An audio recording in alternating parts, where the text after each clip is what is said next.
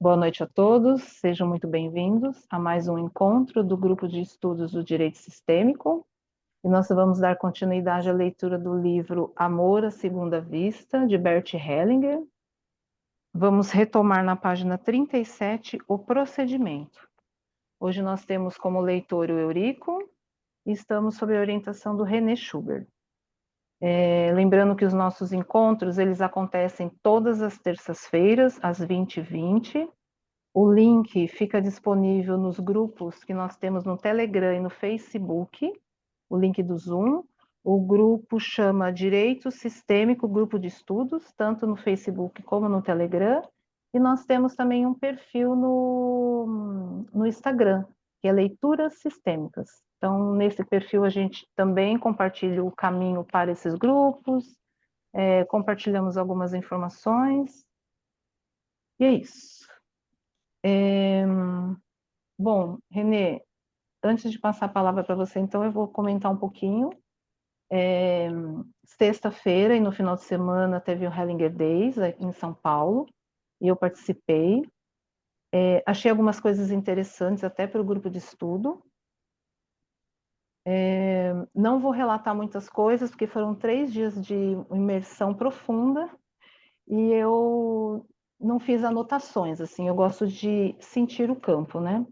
Nós tivemos lá presente a Sophie Hellinger, o professor Renato Bertatti, professora Marilise, Simone Arrojo, o professor Marcos Castro, que inclusive participava aqui deste grupo. Estou esquecendo de alguém. O Sam Storch, enfim.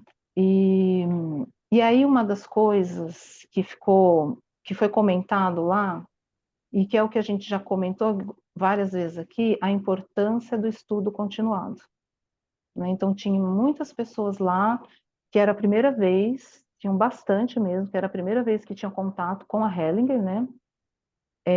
A Simone Arrojo, inclusive, comentou dessa necessidade, né, dessa importância da gente estar também obtendo esse conhecimento através da fonte, né, através da origem.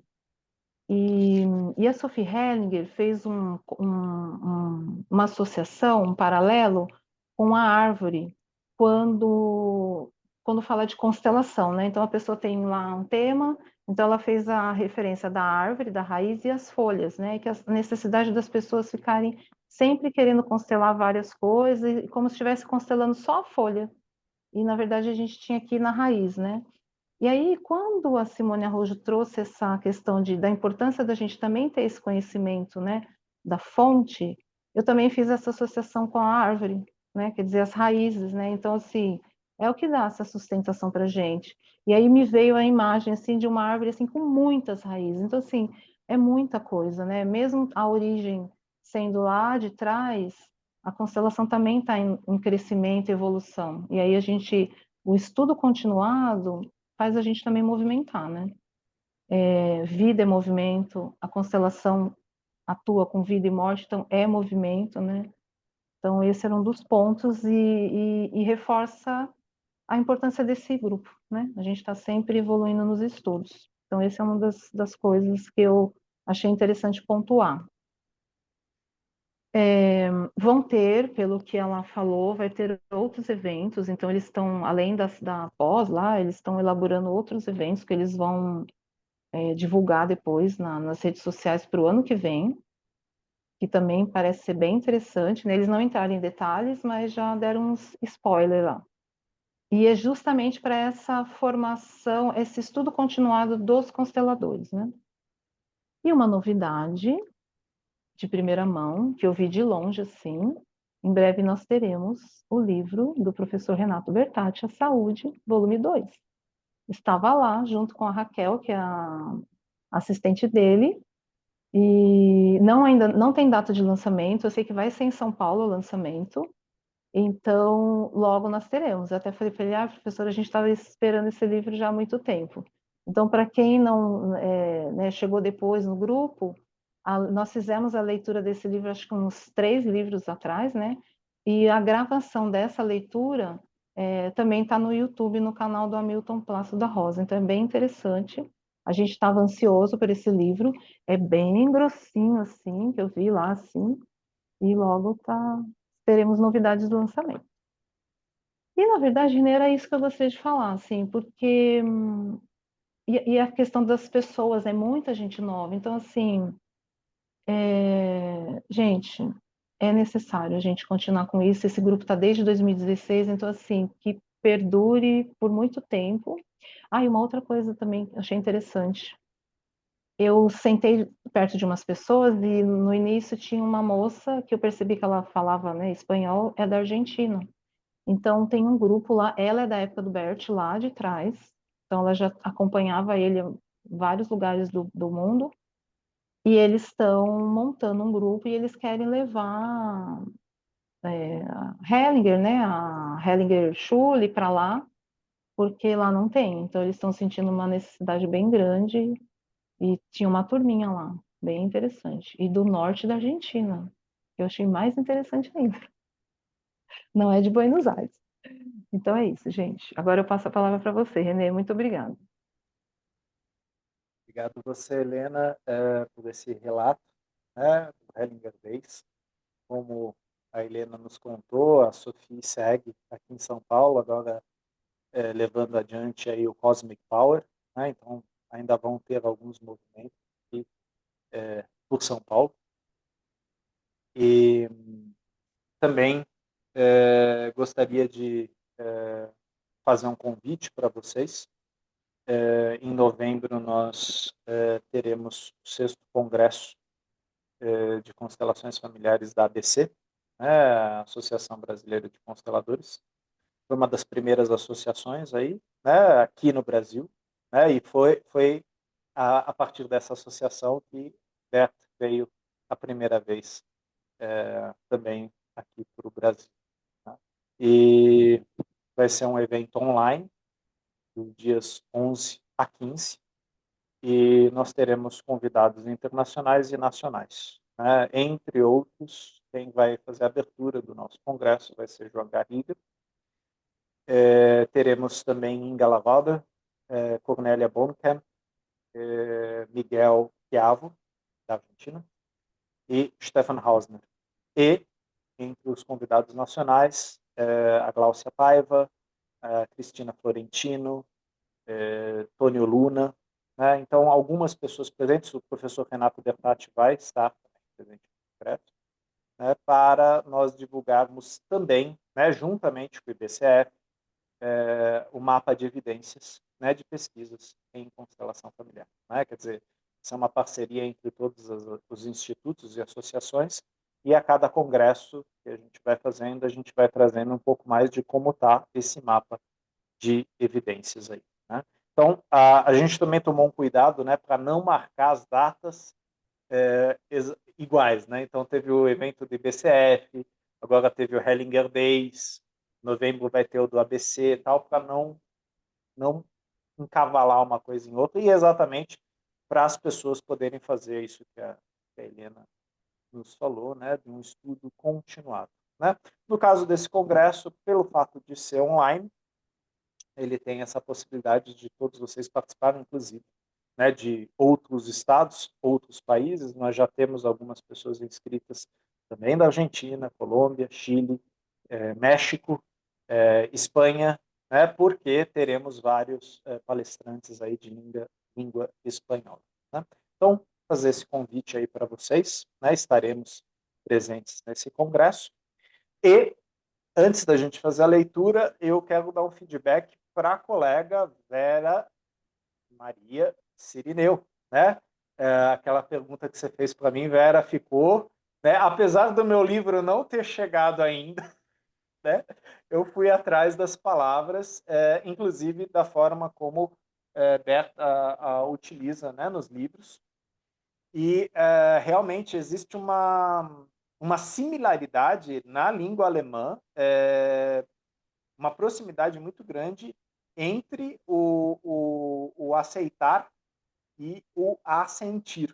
Né? Então, eu vou primeiro falar as palavras que eu fui pesquisando e aí eu vou dar uma certa contextualizada. Né? Então, a Vera tinha trazido muita questão do assentimento, né? Aceitar, concordar, assentir, que nós tendemos a diferenciar no campo das constelações. Então, vou começar pela palavra que o Hellinger escreve num dos primeiros livros dele em alemão, lá na Alemanha, que é anerkennen. Anerkennen é reconhecer. Esse é o primeiro movimento. Reconhecer tal como se mostra.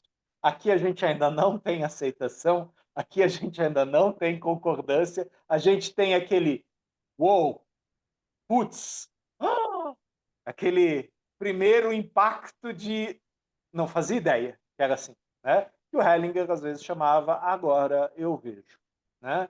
Então, anerkennen é reconhecer. A partir do reconhecimento, talvez venha a aceitação, que no alemão é akzeptieren. Né? Isso é bem fácil da gente lembrar. Aceitar, akzeptieren. Né? E, posteriormente, vem a concordância ou o assentimento, que em alemão é a mesma palavra. Zustimmen. É uma palavra muito interessante porque zu significa em direção a você. Stimmen tem a ver com som. É como se eu tivesse uma sonoridade equilibrada em mim. Stimme zu. Eu concordo. Então a gente teria o reconhecimento, a aceitação de tal como é, e posteriormente, sim, a concordância ou o assentimento. E aí entra aquela coisa que o João Garriga faz uma diferenciação entre concordância e assentimento. Ele faz ainda uma diferenciação entre esses dois. Né?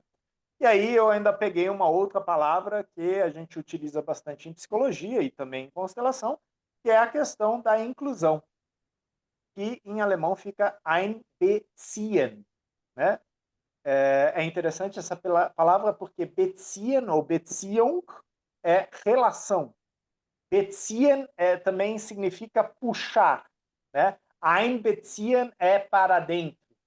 Aquilo que eu puxo para dentro, eu incluo. Né? Se eu consigo incluir, provavelmente eu concordo ou assinto a isso. E aí a palavra assentir em português tem essa questão do sentir, né? Eu assinto a isso, aquilo vibra em mim. E aí o stimmen, o zustimmen, stimmen também tem a ver com vibração, né? Tem a ver com algo que reverbera em mim, né? Então, a minha resposta do René para a Vera seria assim, mas a gente ainda precisa pegar o livro original para ir lá naquela parte que eu espero que a Vera tenha sublinhado, né? Para lembrar em que página está para eu depois achar. Né? E pegar no original de Hellinger o que ele quis dizer. Ele quis dizer reconhecer, ele quis dizer incluir, ele quis dizer aceitar, ele quis dizer concordar. Né? Então, apenas para fazer essa diferenciação. Né? E, logicamente, que vocês também podem fazer esse estudo em espanhol, em inglês. A gente sabe que cada língua tem suas adaptações.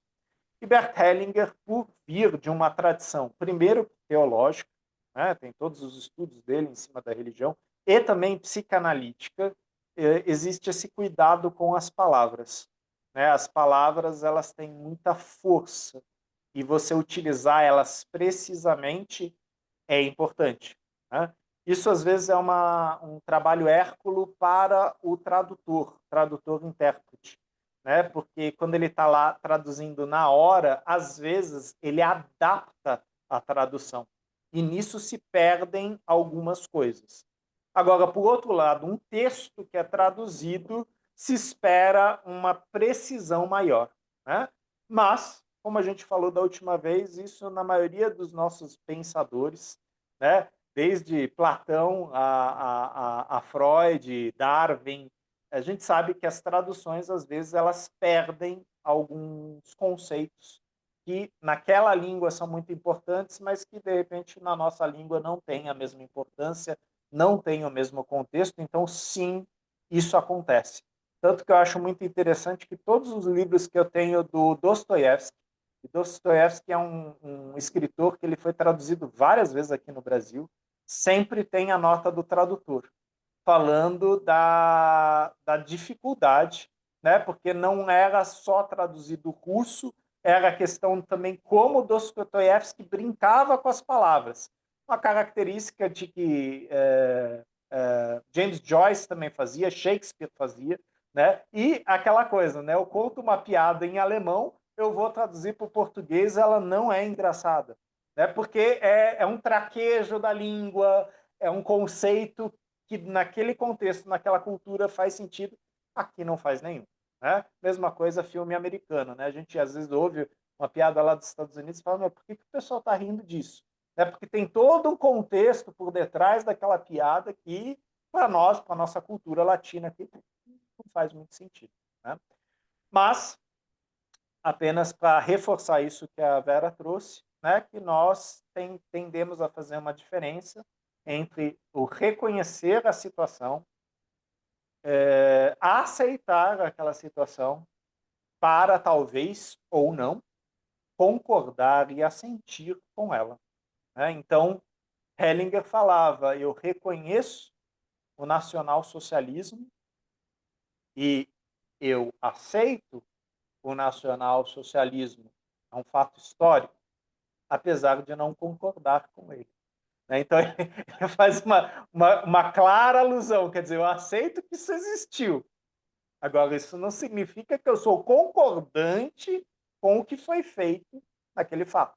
E aí a gente entra bem na seara aí das mediações de conflito, de lidar com questões delicadas.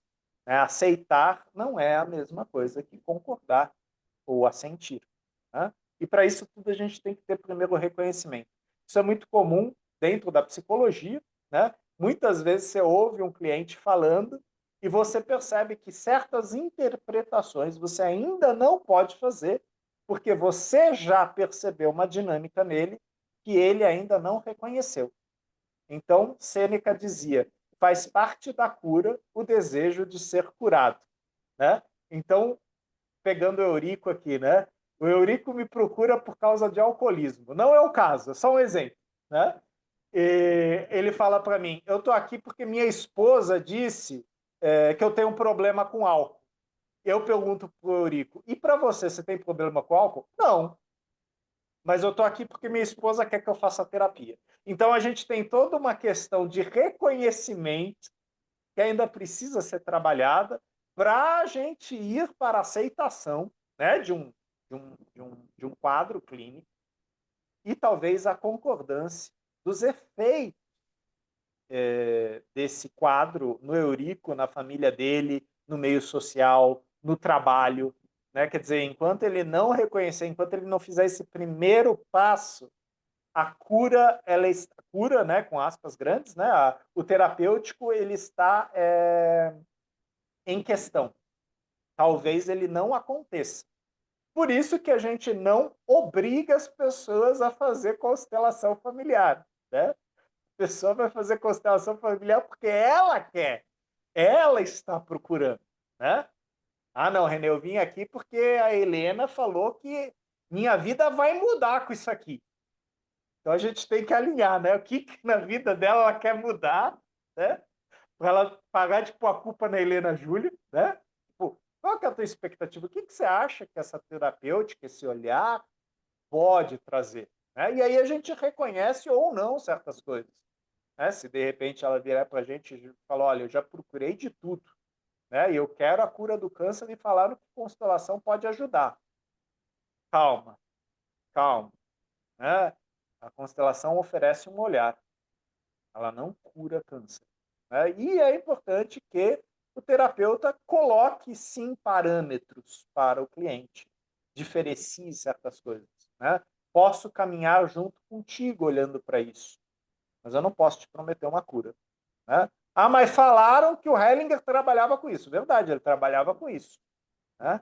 Mas Nos livros dele não tem curas, né? Existem reconhecimentos de dinâmicas ocultas por detrás de uma doença como a do câncer, né?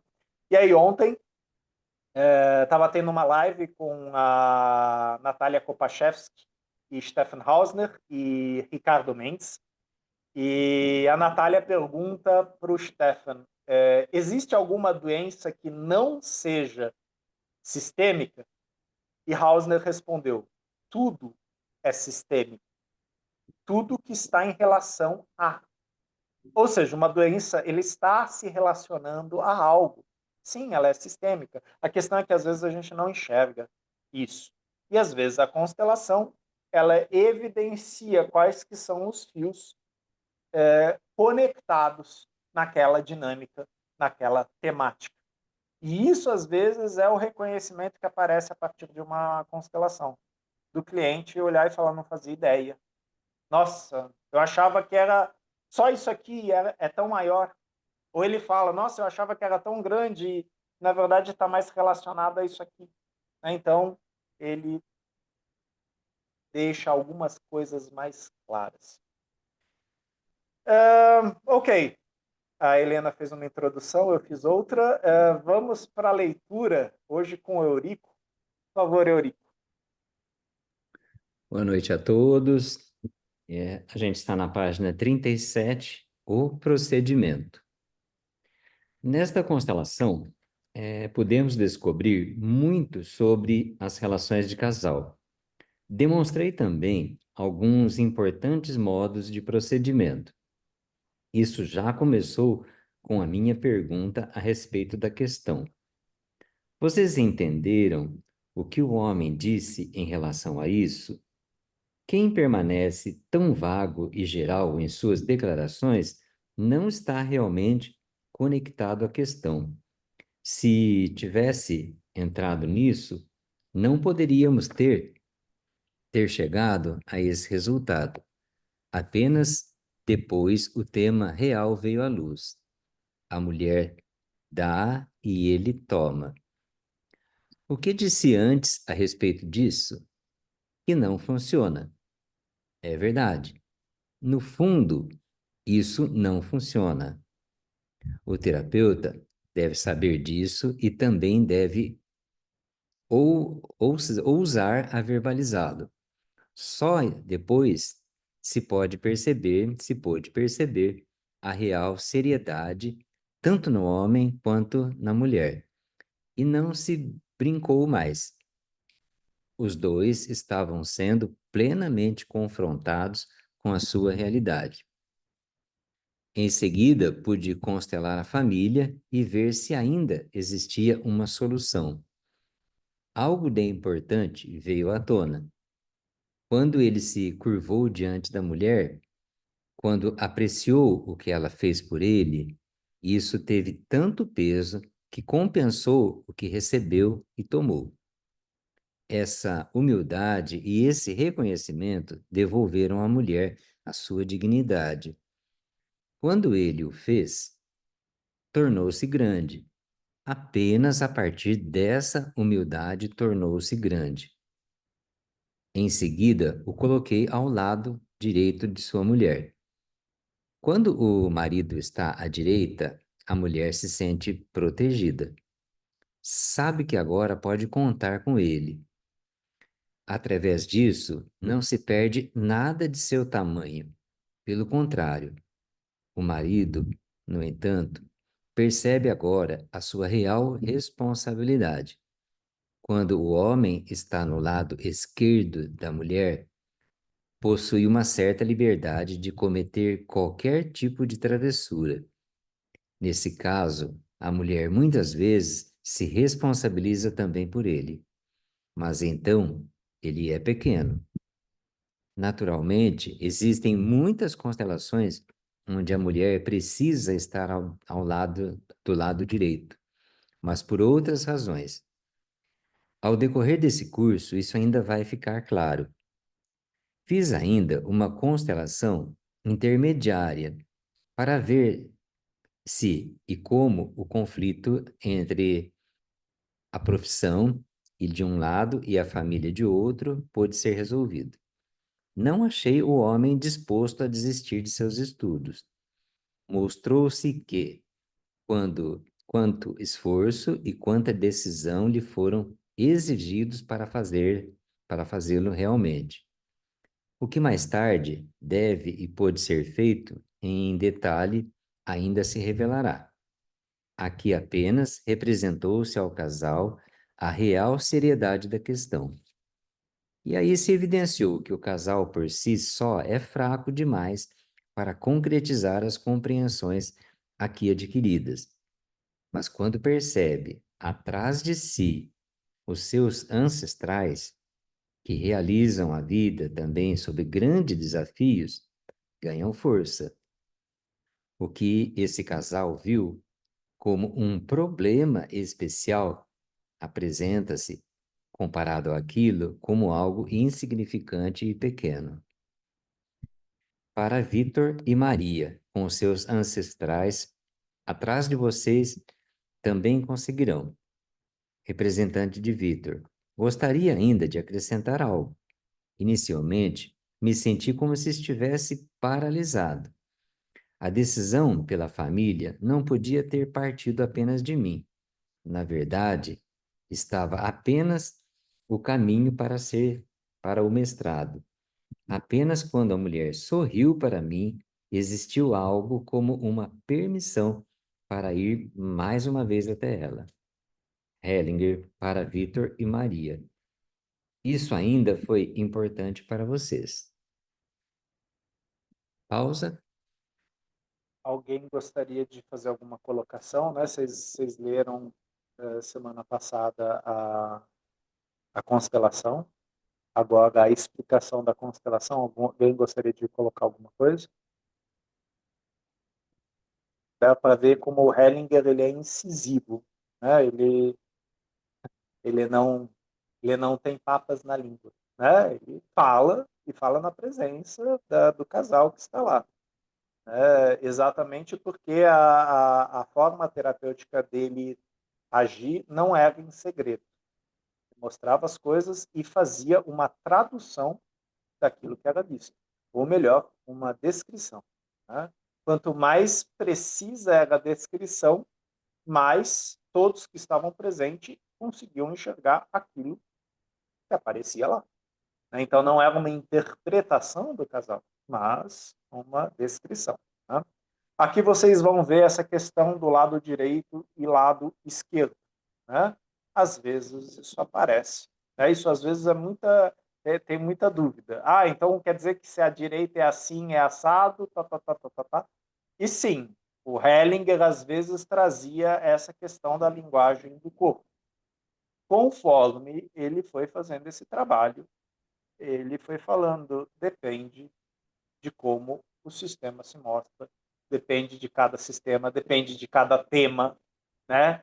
Então, vocês têm uma leitura mais, como se diz, interpretativa de direita e esquerda nas constelações estruturais, e claramente o pai é desse lado, a mãe é desse lado, tal, tal, tal, e diferente nas constelações, segundo Bert Hellinger.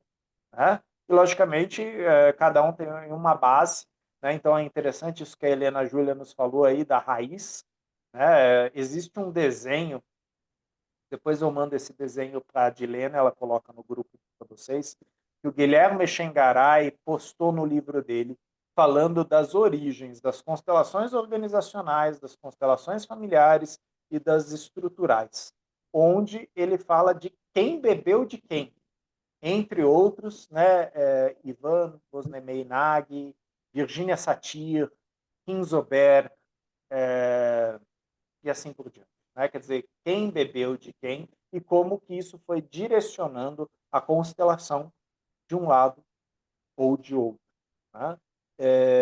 Na minha opinião, a constelação organizacional e a estrutural, por terem mais parâmetros lógicos e, inclusive, interpretativos, eles acabam sendo melhor absorvidos por empresários, pelo pessoal do meio corporativo. Né? Por outro lado, as constelações familiares elas conseguem ir para uma profundidade, para um nível, sem essas amarras, né, lógicas, né? Mas aí é treino, aí é prática, aí é estudo, né? Como a Helena também falou, é um estudo constante, né, dos facilitadores se aprimorarem. Por favor, Eurico. É uma pergunta a explorar um pouquinho da sua experiência, né? Eu sei que cada um tem uma postura, uma forma de ser e de estar, mas você falou o quanto o Bert era incisivo. E aí eu perguntaria para você, né? Para quem está começando essa jornada, a gente está só nos primeiros passos, né? Qual que é a postura que seria melhor do facilitador em constelações? Seria ser mais incisivo ou mais acolhedor? Eu acredito Lógico que que... guardadas as características de cada facilitador, né? Não, perfeito. Isso é fundamental que você falou, né? Guardadas as características de cada facilitador. E já que você colocou na minha prática, eu vou responder na minha prática como psicólogo, né? Sim. Como psicólogo e psicanalista, quer dizer, o que eu comecei a fazer quando eu comecei a atender? Supervisão. Né? Então, ao mesmo tempo que eu estava atendendo, eu estava fazendo supervisão. Né?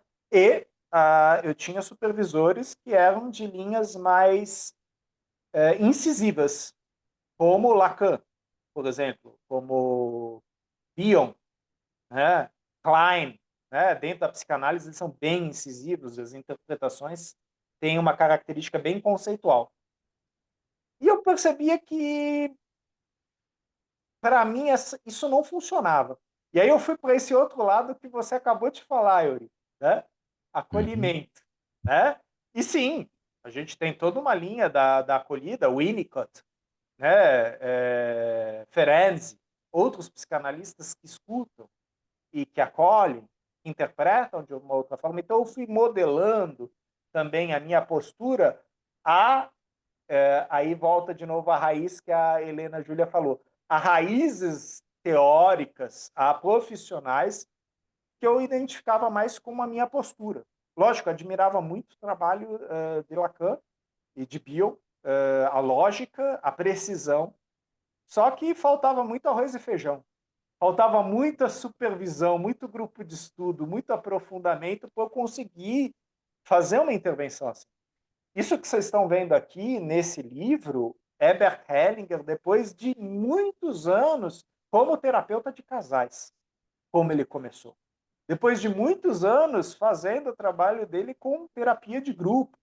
Né? Quer dizer, ele já tem uma sensibilidade, uma clareza que faz com que ele precisamente vá lá. Né? E aí era aquela coisa que muitos dos meus supervisores falavam. Olha, você está aqui fazendo supervisão, a supervisão é para você. Não é para você pegar o que eu falei, anotar, e na próxima sessão do seu paciente você falar, então, né? Blá, blá, blá, blá, tudo que o supervisor te falou, você lasca em cima do paciente. E aí o supervisor falava, não, eu falei isso para você, né? Essa supervisão é sobre você terapeuta, sobre a sua postura. Né? E assim você vai afiando, você vai afinando, você vai equilibrando esse tom. Né? Então, eu posso dizer para você, da minha prática, Eurico, que no começo eu fui mais para a escuta e acolhida. Né? E quando eu vi o trabalho do Peter, né, aí eu falei, putz, olha o outro surgindo aí, né, com uma bagagem enorme da filosofia e tal, e que, meu, não tinha papas na língua, ele, pum, dava um corte assim. E eu perguntei para ele a mesma coisa que você perguntou. Falar, Peter, né? Não dá, né, para a gente fazer assim. Ele falou, lógico, isso quem faz sou eu. Não é para você fazer que nem eu. Uhum. É para você encontrar a tua postura, a sua forma. E foi uma das perguntas que ele me fez depois de eu ter terminado o treinamento com ele. ele me perguntou, foi uma provocação, ele falou, e aí, Renê, o que você vai fazer? Eu falei, semana que vem meu workshop está marcado. Ele sorriu assim, falou, aham, é isso. Vai a campo.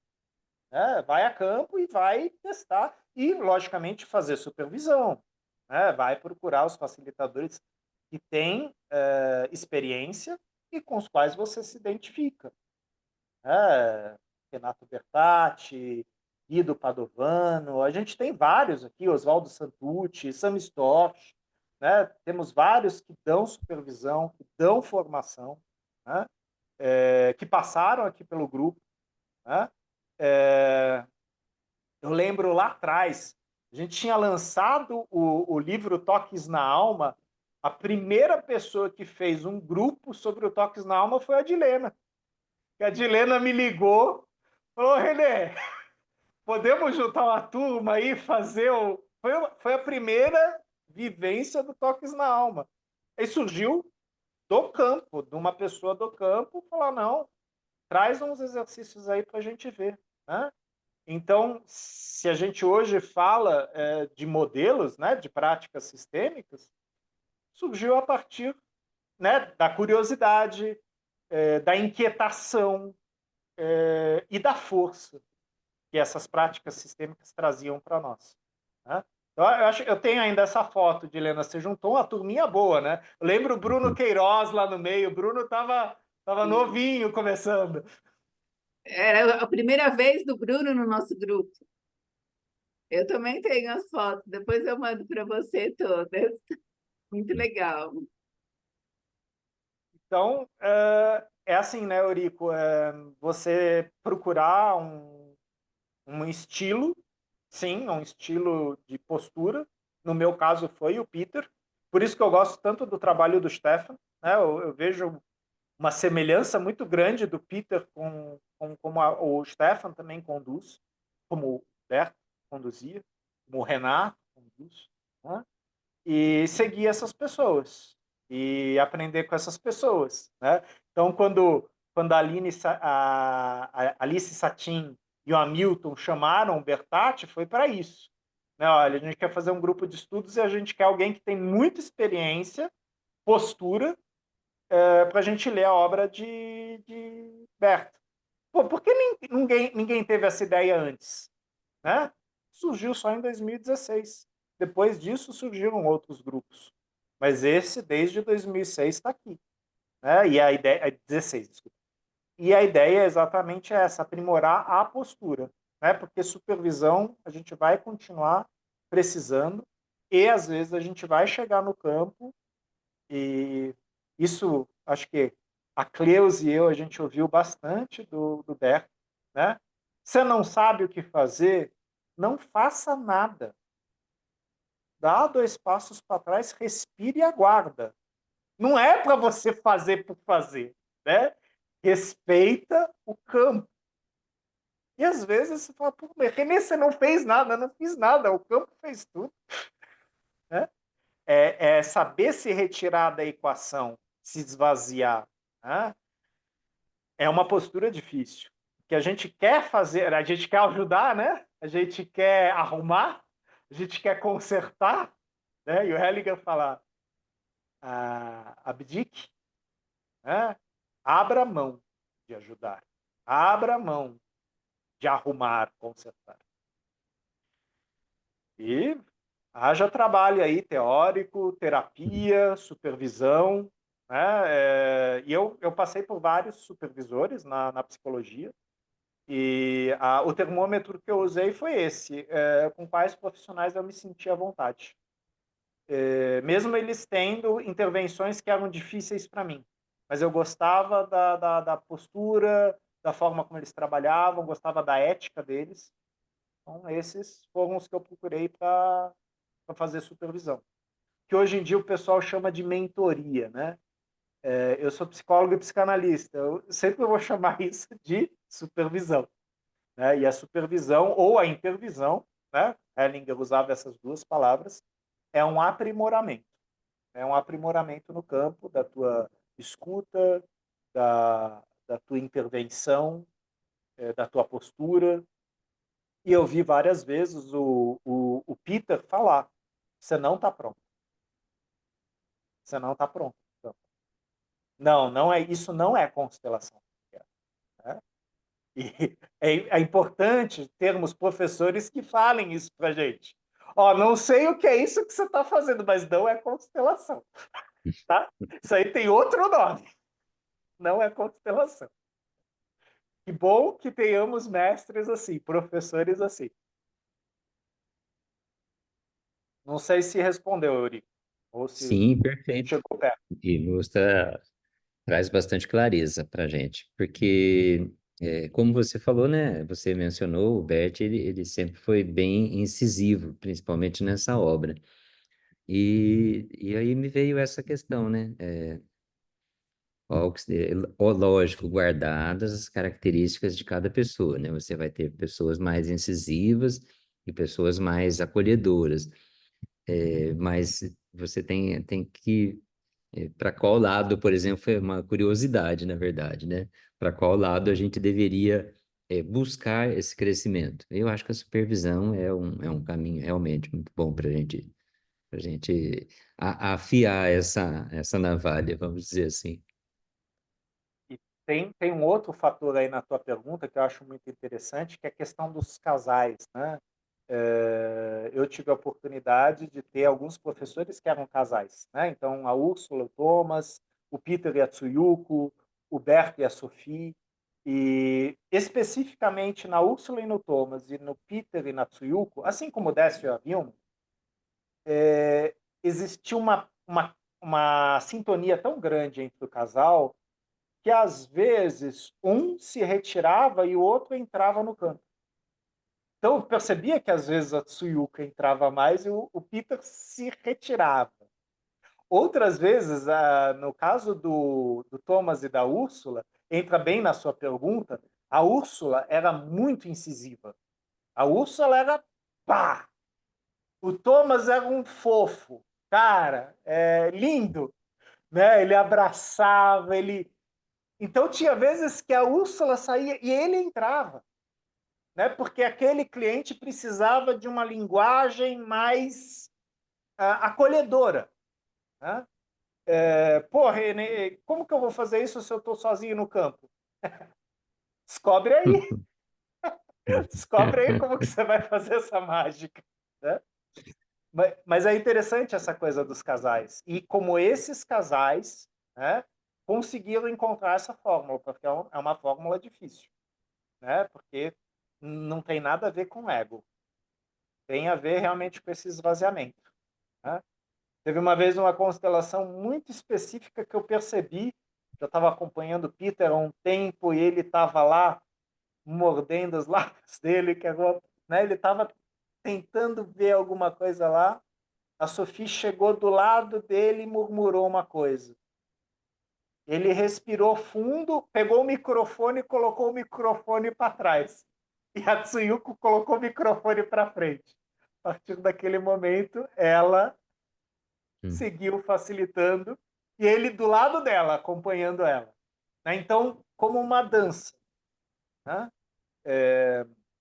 Lógico, eles estavam acostumados a trabalhar juntos. Né? Isso não é uma coisa que se faz simplesmente. Né? E já tive experiências de trabalhar junto com outros colegas e às vezes você alinhar isso, quem entra, quem sai, não é tarefa fácil. Principalmente quando você está como professor. É difícil fazer isso, né? Porque o ego entra e atrapalha. Né?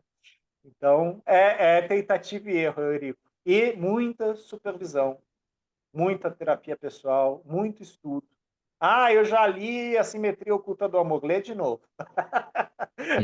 Lê outra vez com outros olhos. Né? E aí você vai perceber que, sim, já existiam as impressões dos movimentos da alma na simetria oculta do amor. As novas constelações já estavam lá, mas ainda não estavam prontas. Né? Então, você foi vendo que o Hellinger também foi respeitando esse movimento, né, do desenvolvimento aí da teoria. Helena, por favor. Peraí, gente. Aproveitar essa pergunta do Eurico, então eu vou trazer exemplos, porque assim, eu já tinha visto o Renato Bertatti e Sophie Hellinger, e esse final de semana, esses 3 dias, vimos bastante. Então, assim, apesar do Renato não parecer ser incisivo, mas ele acaba sendo. Ele tira o microfone, ele não deixa o microfone na mão da pessoa, a pessoa começa a falar quando ele acha que, que a pessoa já está falando demais, né, ou que está fugindo, ele tira.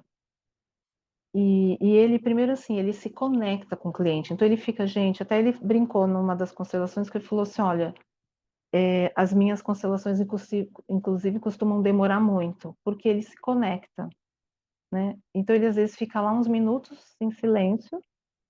Teve um caso desse final de semana em que ele falou, olha, eu não tenho nada para fazer aqui para essa pessoa, porque ele falou que essa pessoa não estava conectada com a alma dela. Então o tema não chegava para ele, entendeu? E tudo que a pessoa falava não era o que estava realmente, né? Era só estava saindo palavras vazias. Então ele tira, né? Algumas vezes ele fala assim, ele falava algumas coisas e eu já ouvi mais de uma vez ele falando assim, agora essa pessoa está com raiva de mim, porque ele falava que ele não podia ajudar a pessoa, entendeu? Mas ao mesmo tempo, depois, porque ele conduzia a pessoa para se conectar com a alma, entendeu? Então, assim, ele ficava um tempão lá com a pessoa falando, aí ele falava isso, que a pessoa estava com raiva, e aí você começava a perceber uma mudança na postura. Aí, muitas vezes, até ele punha a mão e ele ficava com aquele olhar amoroso, então aí ele foi acolhedor, entendeu? Então, assim, ele faz um mix disso, e ele faz dessa forma. Algumas coisas ele fala, mas muitas vezes ele tira o microfone, não deixa a pessoa falar, para ela poder, e vai fazendo sinais, sabe? E aí o olhar, gente, ele se conecta com o olhar, com o cliente. Então, esse é um exemplo, né? A gente não vai conseguir, como o René falou, cada um tem que descobrir o seu jeito, é prática, né? Muito centramento. Então, assim, o Renato, ele vem de uma caminhada de muita meditação. Isso lá de trás, antes dele conhecer o Bert. A Sophie Hellinger está trazendo agora o Cosmic Power. Então, assim, eu tenho a prática da meditação. E eu fui fazer o Cosmic Power, porque eu falei assim, eu quero ver o que é esse Cosmic Power, né? É uma meditação, mas é uma coisa que vai muito além. E ela, o interessante é que ela conseguiu trazer isso para a prática da constelação, entendeu? Então, você começa a perceber como que ela, o Renato, estão sentados ali com o cliente, estão conectados, entendeu? Porque às vezes o cliente não fala nada e ela já vem com umas falas que é o ponto, entendeu? Aí você percebe que o cliente já está emocionado, né? Ela é um pouco mais incisiva, e aí, né? É, mas ainda assim, ela em algum momento também, ela fica lá com a pessoa, às vezes ela fala mais, né? Um pouco mais assim, né? Mas ela faz a mesma coisa, ela espera, aí ela vai chegando em um momento em que o cliente, sabe, é muito lento, gente. É aquela história da distância da cabeça do coração, entendeu? Então, aí ela também faz esse mix. Mas é lógico, né? Sophie Hellinger, Renato Bertatti, aí cada um de nós vai ter que descobrir o nosso jeito, né? Mas tudo isso, eles não fazem o que o cliente quer, entendeu? Às vezes o cliente está ali na postura infantil e ele não vai conseguir fazer nada pela criança, né? Tem que estar o adulto ali. Então eles procuram conduzir. Já teve casos, acho que esse final de semana mesmo, que ela não fez, entendeu? Não conseguiu. Mas ela ficou, por exemplo, assim, gente, acho que ela ficou mais de meia hora com a pessoa lá. E eu acho que muita gente pensou assim, nossa, né? Ficou tudo isso e não constelou, mas isso também é uma intervenção, né? A pessoa ali, você percebe que na hora que ela levanta da cadeira, ela já está diferente. E na minha turma da pós, no online, teve uma menina da minha turma que ela fez uma intervenção dessa incisiva, a menina fechou a câmera, teve um intervalo, ela não voltou, ela ficou com a câmera fechada. E a Sophie lembra. Então a Sophie foi lá no telão e falou: cadê a fulana? E a fulana não estava lá.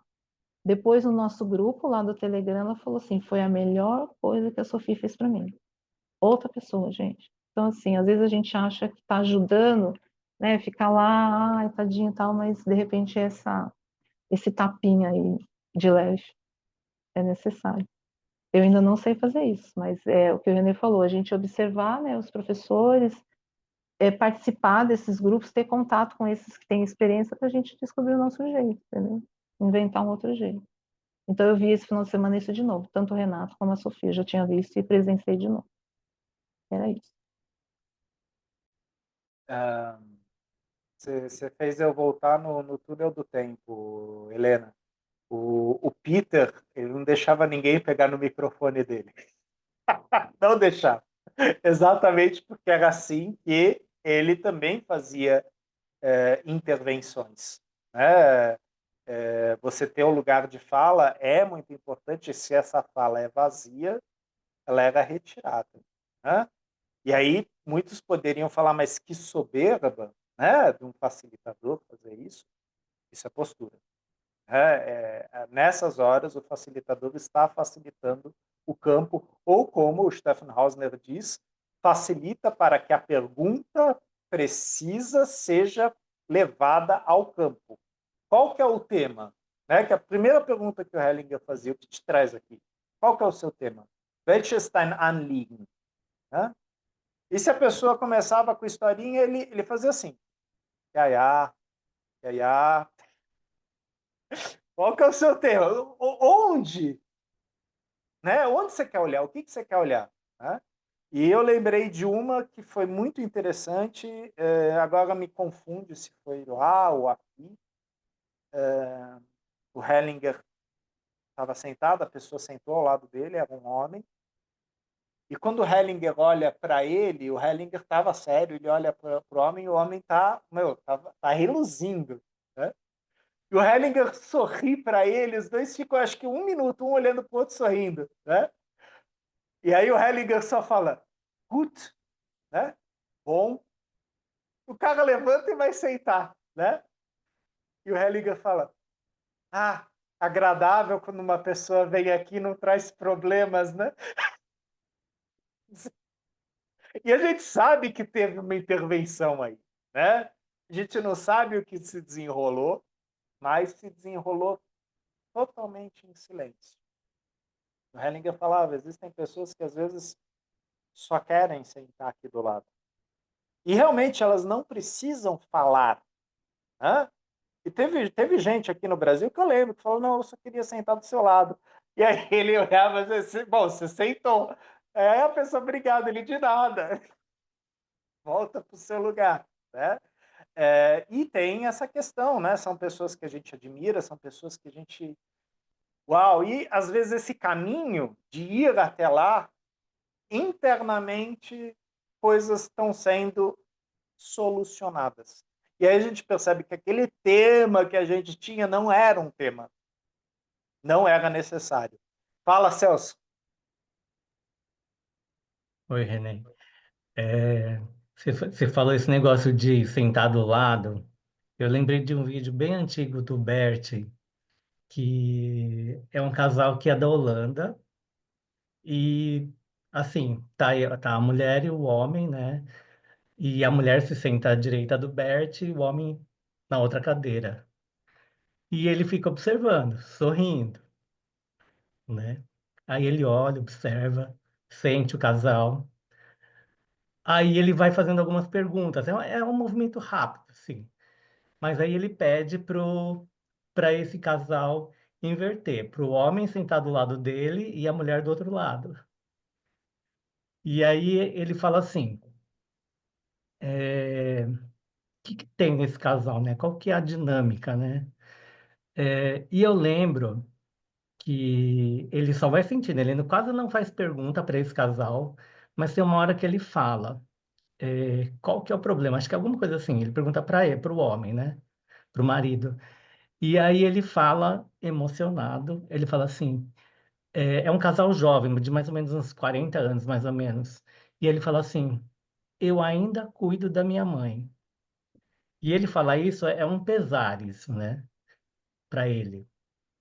E aí tem o desenrolar da constelação, e assim, o casal tá feliz, isso que é o engraçado, mas ele, nessa hora, ele se retrai um pouco.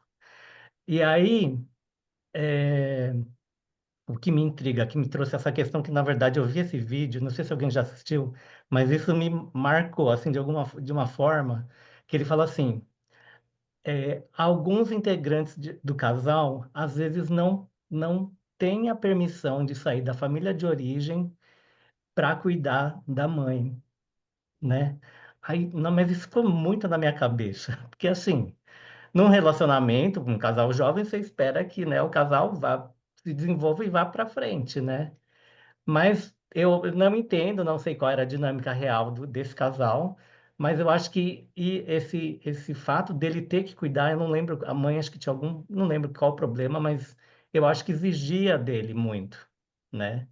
Eu acho que ele tinha vários irmãos, eu não lembro se ele comentou se ele era o filho mais velho, alguma coisa assim, eu teria que ver o vídeo de novo, né? Mas essa frase do Bert, assim, me deixou muito intrigado. Como assim? Um homem, ele tem um relacionamento, mas não tem, como se ele não tivesse a permissão de sair da família de origem. Aí isso, para mim, virou uma questão. Boa. Ótima, ótima questão. A gente está falando das lealdades invisíveis, mas mais do que isso, a gente está falando de script de vida, né? E existem certos scripts de vida onde o filho, a filha, eles vêm para um papel muito determinado. E vocês já devem ter ouvido falar isso. Ah, você não vai ter filhos? Quem vai cuidar de você quando você for velho? Né? Quer dizer, isso não está tão inconsciente assim, né? De se ter filhos para que alguém cuide de você, alguém lhe faça companhia. O Hellinger falava, isso são roteiros, são scripts de vida. E a gente também sabe, né, Celso, por exemplo, na colônia, né, japonesa, o primogênito ele tem uma carga muito forte, e certas coisas são esperadas dele que nem sempre são faladas. Mas culturalmente você tem que saber que isso é esperado de você, né? A família vai se sacrificar para que você tenha o melhor. E você vai dar o melhor para todos os seus irmãos ou para quem precisar do sistema depois disso, né? É rígido? É rígido. Funciona para todos os sistemas? Não, não funciona para todos os sistemas. Mas, pelas ordens do amor, certos sistemas não têm a permissão, certos membros do sistema não têm a permissão para deixar aquele lugar, né? Olha, você tem uma tarefa aqui, você pode até casar, você pode fazer doutorado, pode fazer mestrado, mas, em paralelo, você vai fazer essa tarefa, né? Não sei como, mas essa tarefa tem que ser cumprida. Teve uma vez uma constelação que eu facilitei, que é interessante porque não se trata de sangue, você está trazendo uma coisa que trata de sangue, o filho cuidar da mãe. Originalmente, tá? Era uma constelação organizacional, tinha a ver com herança, né? E antes da constelação eu fiz um organograma, né? No sentido das partes da herança. E apareceu um elemento sobreposto. Quer dizer, tinha uma dinâmica lá, um representante apresentou uma dinâmica lá, e eu perguntei para a mulher, eu falei, existe alguém insano, né, doente mental na família, que essa pessoa está sofrendo muito, é um louco, né? É um esquizofrênico. E aí ela começa a chorar, ela fala, isso daí é do meu marido. A questão da herança era exatamente do marido, né? Era uma esposa que perdeu seu marido, tinha 2 filhos e ela tinha muitas dúvidas sobre como proceder com a herança, né? E aí aparece o elemento que ela não falou, que estava oculto, que era o irmão mais novo do marido dela, que era esquizofrênico, e que o marido sempre cuidou dele, né? O que eu falei para essa mulher? Você sabe que ele é sua herança. E aí ela soltou, puta que pariu. Já estava claro para ela isso antes. Mas ela queria ver se não dava para dar um jeitinho. Se eu não falar disso, talvez não apareça, né? E à medida que a gente foi trazendo essa figura para o sistema, esse irmão era como que um filho, o marido dela. E ela, quando começou a namorar ele, se admirou com esse cuidado que ele tinha com esse irmão, como um filho. E ela se tornou o quê? Uma mãe também. Eles tiveram filhos e esse rapaz nunca deixou de cuidar do irmão dele. A partir do momento que ele falece, a tarefa passa como herança também para a mãe. Ah, mas ele não é meu filho. Não, não é. Mas era como se fosse. É uma tarefa que o marido não podia abrir mão. Tipo, ah, não, agora eu casei, ele que se vire. Não, uma lealdade com isso. Os pais não eram mais vivos e ele era o tutor deste irmão. E aí vocês podem falar, pô, mas é pesado isso? Sim, é pesado. Sistemas têm peso. Tem tarefas que são extremamente pesadas. E existe um sim consciente da pessoa, sim, eu vou fazer isso. Eu vou. E nesse caso, esse marido, ele tinha, claramente, ele tinha esse assentimento, eu vou cuidar do meu irmão até o final. A questão é que ele foi antes. E aí, passou adiante. Eu soube do que aconteceu depois. Né? Esse marido, ele deixou uma grande herança. E ele tinha deixado claro que ele queria que o irmão fosse cuidado. Né? Ela não poderia trazer ele para dentro de casa, mas ela cuidou para que ele tivesse enfermeiros, acompanhantes terapêuticos. Ela visitava ele e muito do quadro dele, né, agressivo, cedeu. Ele tinha lugar. Ele não estava excluído da herança ou do amor deste irmão. Ele era olhado com amor, com carinho, e ela sabia que ela não conseguiria trazer ele para dentro da casa dela. Ela falou, não, isso eu não consigo fazer. E realmente, essa não era a obrigação dela, essa não era a tarefa dela. Talvez do marido era, não dela. Então, ela diferenciou, mas também incluiu, integrou. Que bom que essa constelação, esse movimento te tocou, Celso, porque deve ter tocado em coisas que reverberam no seu sistema, né? Nessas tarefas que nós, como irmão mais velho, irmão do meio, caçula, às vezes a gente percebe, nossa, eu estou ocupando isso que eu tenho que fazer? Agora que eu estou vendo, eu não queria fazer isso, meu, mas tem que. Não é que tem que fazer, você tem que encontrar uma forma de honrar isso com consciência. Né? A forma como você vai honrar isso, ela é sua. A escolha é sua a partir do destino. Né? E na maioria das vezes a gente tenta dar um gato no destino. Né? Tipo, será que não dá para a gente encobrir isso aqui, não ver, fingir que não existe? E aí o Hellinger fala, sistema familiar, ele reage imediatamente à exclusão, ao ocultamento, ao desrespeito. Né? E aí, logicamente, cada constelação, partindo daquele contexto, daquela família, vai encontrar onde tem força e onde não tem. E às vezes a força está exatamente em cumprir uma tarefa muito difícil. Uma tarefa que talvez coloque em risco o casal. E sim. Essa talvez seja, você pegou bem, é uma coisa bem incisiva, né? O Eurico falou, a Helena falou, uma coisa bem incisiva. Nossa, que peso. Obrigado, Renê.